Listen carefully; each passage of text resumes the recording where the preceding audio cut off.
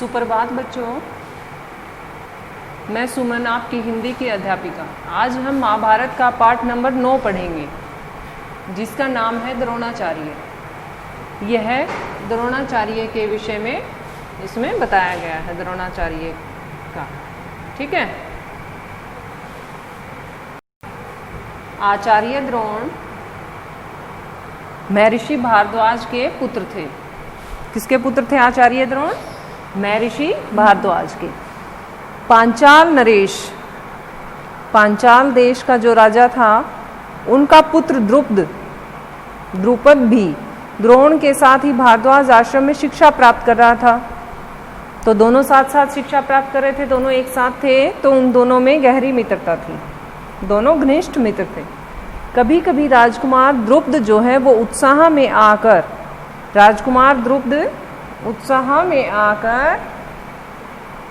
द्रोण को यहाँ तक कह देते थे कि पांचाल देश का राजा बनने पर मैं अपना आधा राज्य तुम्हें दे दूंगा। जब उनकी शिक्षा समाप्त हुई, शिक्षा समाप्त होने पर द्रोणाचार्य ने कृपाचार्य की बहन से विवाह कर लिया। किससे विवाह हुआ? द्रोणाचार्य ने कृपाचार्य की बहन से विवाह कर लिया। उससे उनको एक बेटा हुआ, एक पुत्र हुआ। उसका नाम उन्होंने अश्वत्थामा रखा।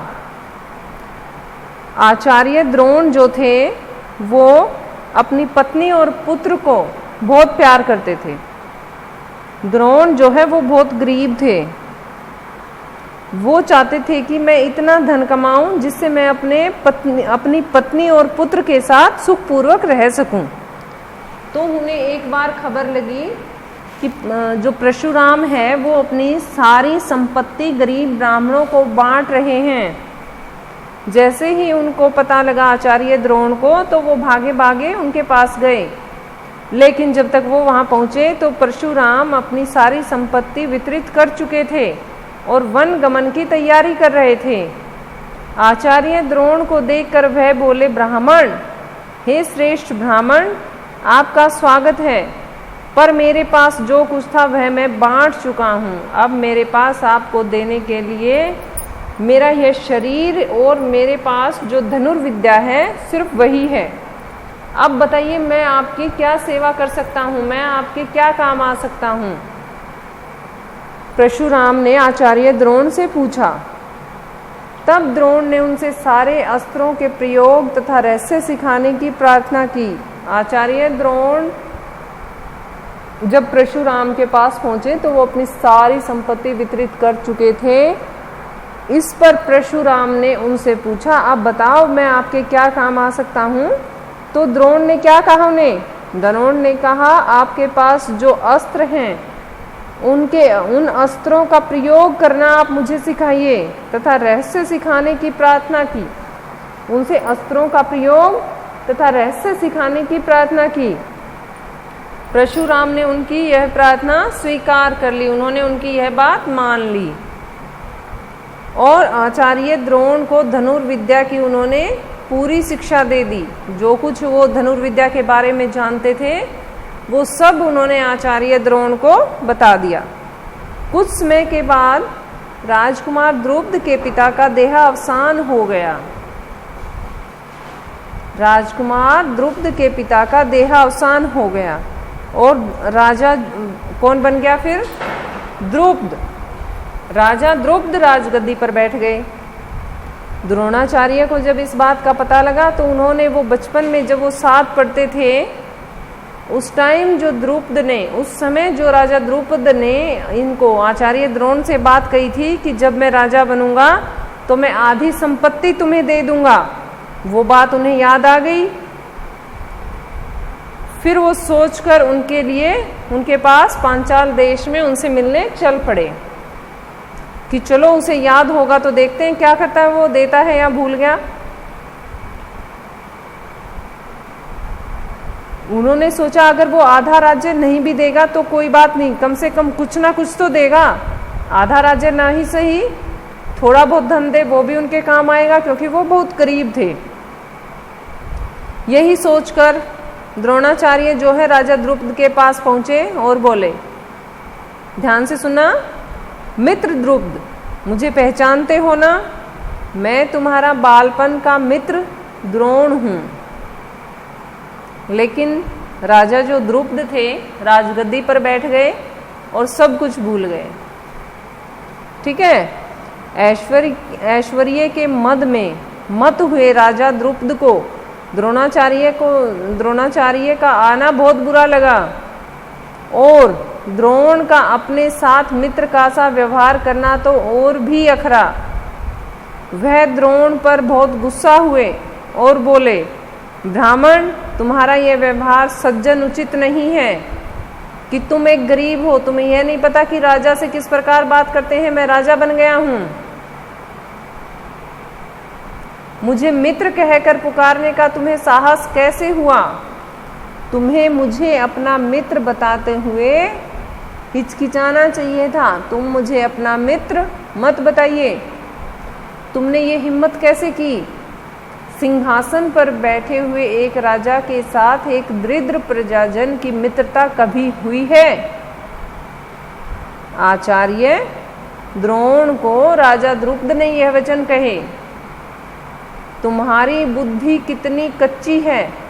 लड़कपन में लाचारी के कारण हम दोनों को जो साथ रहना पड़ा, क्योंकि उस टाइम वो शिक्षा प्राप्त कर रहे थे और वहाँ कोई अमीर गरीब नहीं होता, वहाँ सभी शिष्य होते थे। जैसे वर्तमान में सभी छात्र छात्राएं एक छत के नीचे शिक्षा प्राप्त करते हैं, स्कूल जाते हैं, वहाँ उनमें उनका अध्यापक कोई भी अंतर नहीं करता कि कौन गरीब है, कौन कैसा है, किस कैटेगरी से है या नहीं है। गरीब अमीर किसी में कुछ भेद नहीं किया जाता। ठीक है, तो यही उन्होंने कहा, हम दोनों को लाचारी के कारण साथ रहना पड़ा था कि वहाँ तो हमारी मजबूरी थी, शिक्षा प्राप्त करने के लिए हम एक छत के नीचे रहे। इस पर आचार्य द्रोण जो है वो बहुत लज्जित हुए और उन्हें गुस्सा भी आया।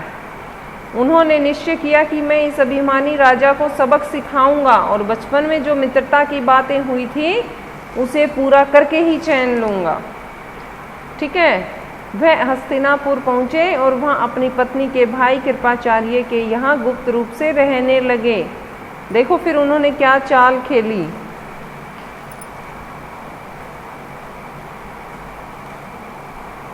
एक रोज हस्तिनापुर के जो राजा थे उनकी गेंद बाहर कहीं खेलते हुए कुएं में जा गिरी। युधिष्ठिर उसको निकालने का प्रयास करने लगा तो उनकी अंगूठी कुएं में गिर गई। सभी राजकुमार कुएं के चारों ओर झांक झांक कर देखने लगे, पर उसे निकालने का उपाय किसी को भी नहीं सूझा। किसी की समझ में नहीं आया कि किस प्रकार इसे निकाला जाए। एक कृष्ण वर्ण का ब्राह्मण मुस्कुराता हुआ यह सब देख रहा था। राजकुमारों को उसका पता नहीं था कि ये कौन है और क्या ये हमारी गेंद और अंगूठी निकालने में मदद कर सकता है।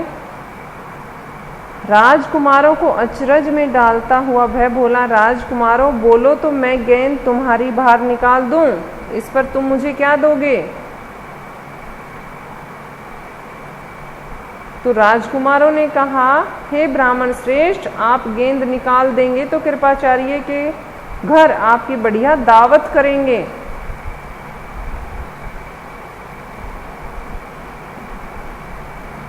तो उन्होंने यह निकाल दी बच्चों,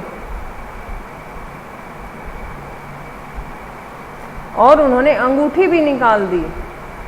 तो यह चमत्कार देखकर राजकुमारों को उन पर बहुत ज्यादा अचरज हुआ, हैरान हो गए वो सब।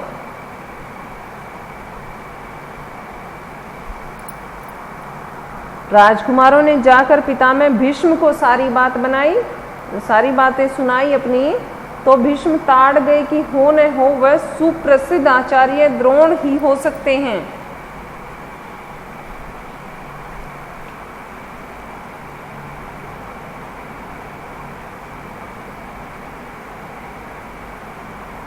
अर्जुन ने पांचाल राज की सेना को तहस नहस कर दिया और राजा द्रुपद को उनके मंत्री सहित कैद करके आचार्य के सामने ला खड़ा किया। द्रोणाचार्य ने मुस्कुराते हुए द्रुपद से कहा, हे वीरों, डरो नहीं, किसी प्रकार की आपत्ति की शंका न करो। लड़कपन में तुम्हारी हमारी मित्रता थी, साथ साथ खेले कूदे उठे बैठे। बाद में तुम राजा बन गए तो ऐश्वर्य के मद में आकर तुम मुझे भूल गए और मेरा अपमान किया। तुमने कहा था कि राजा ही राजा के साथ मित्रता कर सकता है, इसी कारण मुझे युद्ध करके तुम्हारा राज्य छीनना पड़ा। परंतु मैं तो तुम्हारे साथ मित्रता ही करना चाहता हूँ, इसलिए आधा राज्य तुम्हें वापस लौटा देता हूँ। द्रोणाचार्य ने इसे अपमान का काफी बदला समझा और उन्होंने द्रौपदी को बड़े सम्मान के साथ विदा किया। इस प्रकार राजा द्रुपद का जो है गर्व चूर चूर हो गया, लेकिन बदले से घृणा दूर नहीं होती। बदला लेने से घृणा दूर नहीं होती। किसी के अभिमान को ठेस लगने पर जो पीड़ा होती है उसे सहन करना बड़ा ही कठिन होता है। ठीक है। अब इसके बाद बच्चों हम अगला अध्याय अपना देखते हैं, अध्याय नंबर 10, लाख का घर। भीमसेन जो है वो ताकत में, अर्जुन की युद्ध कुशलता उसको देखकर दुर्योधन की जलन। भीमसेन ताकतवर थे और अर्जुन युद्ध कौशल में बहुत ही पारंगत थे। उसे देखकर दुर्योधन जो है उसकी जलन, उसकी ईर्ष्या दिन प्रतिदिन बढ़ती जा रही थी।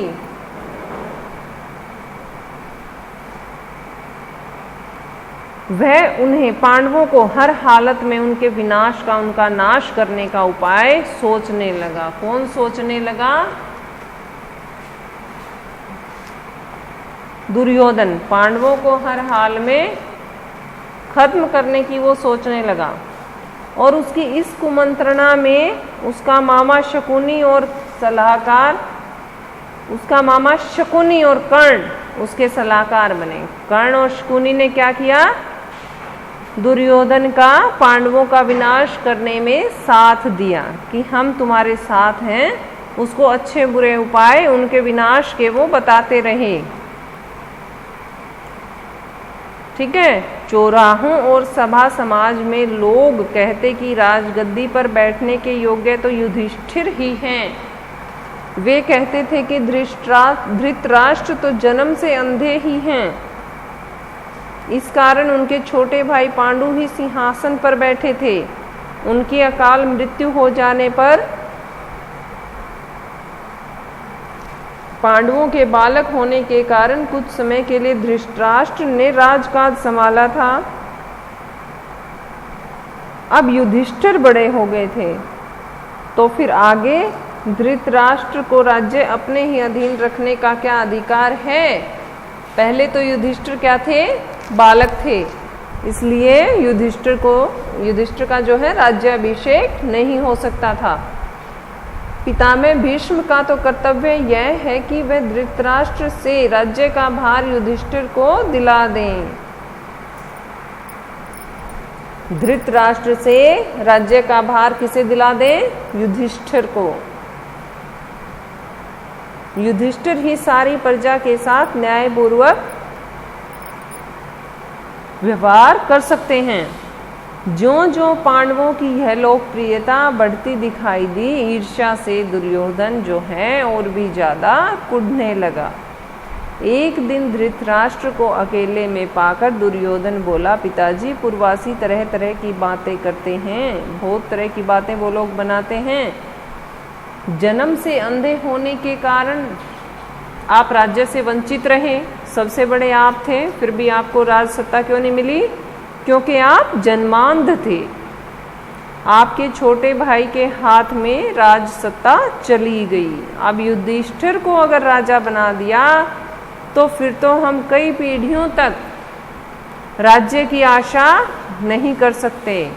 और पिताजी यह हम बर्दाश्त नहीं कर पाएंगे, यह सब मैं नहीं सह पाऊंगा। यह सुनकर राजा धृतराष्ट्र बहुत चिंतित हुए, कहने लगे बेटा तुम कह तो ठीक रहे हो, लेकिन युधिष्ठिर के विरुद्ध कुछ करना भी तो कठिन है। युधिष्ठिर धर्म अनुसार चलता है, सबसे समान स्नेह करता है, अपने पिता के समान ही गुणवान है, इस कारण प्रजाजन भी उसे बहुत चाहते हैं। युधिष्ठिर जो है प्रजा का प्रिय था। ठीक है, यह सुनकर दुर्योधन बोला पिताजी आपको और कुछ नहीं करना है, सिर्फ पांडवों को किसी न किसी बहाने वारणावत के मेले में भेज दीजिए। उनको बहला फुसलाकर चाहे आप कुछ भी करिए, वारणावत के मेले में भेज दीजिए। मैं आपको विश्वास दिलाता हूँ कि इतनी सी बात से हमारा कुछ नहीं बिगड़ सकता, और जो मैंने इरादे बनाए हैं, जो मैंने उपाय सोचे हैं, वो सब सफल हो जाएंगे, उन्हें मैं कामयाब कर लूँगा। इस बीच अपने पिता पर और अधिक दबाव डालने के इरादे से दुर्योधन ने कुछ कूटनीतिज्ञों को अपने पक्ष में मिला लिया। वे बारी बारी से धृतराष्ट्र के पास जाकर पांडवों के विरुद्ध उन्हें उकसाने लगे। धृतराष्ट्र जो है वो अपने पुत्र से, दुर्योधन से बहुत अधिक प्रेम करते थे। वो लाचार थे कि वो उसे किसी भी चीज़ के लिए ना नहीं कह सकते थे। उनके लिए उसको मना करना बहुत कठिन था, और फिर उसने बहुत तरह के तरीके अपनाए उनसे हाँ भरवाने के लिए कि वो पांडवों का किसी न किसी प्रकार से वारणावत के मेले में भेज दें।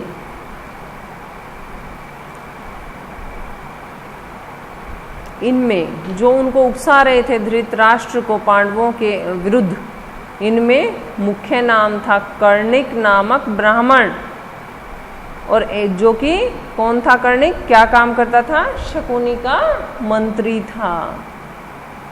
उसने धृतराष्ट्र को राजनीतिक चालों का भेद बताते हुए अनेक उदाहरणों एवं प्रमाणों से अपनी दलीलों की पुष्टि की। अंत में वह बोला, हे राजा, जो ऐश्वर्यवान है वही संसार में श्रेष्ठ माना जाता है।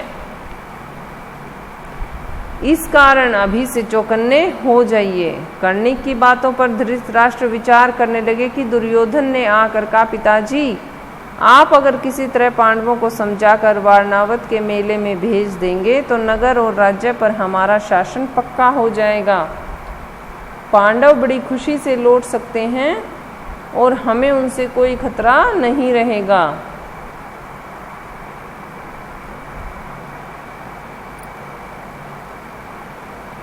आखिर धृतराष्ट्र जो है वो कमजोर पड़ गए और उन्होंने अपने बेटे की सलाह मान ली, उन्हें वो सलाह माननी पड़ी। दुर्योधन के जो पृष्ठ पोषक थे उन्होंने वारणावत की सुंदरता और खूबियों के बारे में पांडवों को बहुत ललचाया और पांडव वहां जाने के लिए तैयार हो गए। वारणावत में क्या होने वाला था, वारणावत में एक बहुत बड़ा मेला लगने वाला था। पांडव जो है बहुत खुश हो गए उनकी बातें सुन सुनकर। वो तरह तरह की बातें बताने लगे वारणावत के मेले के बारे में, बहुत अच्छा लगता है, बहुत अच्छे झूले हैं, ये है वो है। तो इस तरह से हम बच्चों को भी उकसाएंगे तो वो भी तैयार हो जाएंगे।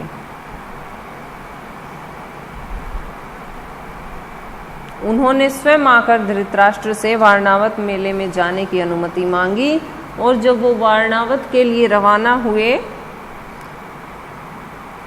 तो उन्होंने धृतराष्ट्र से अनुमति ली। भीष्म आदि से विदा लेकर माता कुंती के साथ वारणावत के लिए जब वो रवाना हुए तो किसको साथ लेकर गए, माता कुंती को भी वो अपने साथ लेकर गए। पांडवों की चले जाने की खबर पाकर दुर्योधन बहुत खुश हुआ। अब उसने जो चाल सोची थी वो उसे उन पर अप्लाई कर सकता था। वारणावत जाने के लिए पांडवों की चले जाने की खबर पाकर दुर्योधन क्या हुआ, बहुत खुश हुआ। उसकी खुशी की कोई सीमा न रही।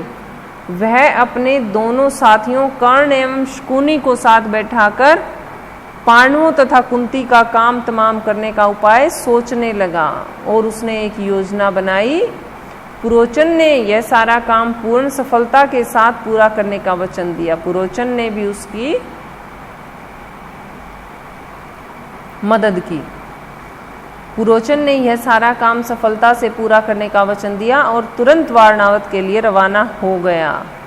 किसके द्वारा रवाना हुआ? वो एक शीघ्रगामी रथ पर बैठकर पुरोचन पांडवों से बहुत पहले वारणावत पहुंच गया।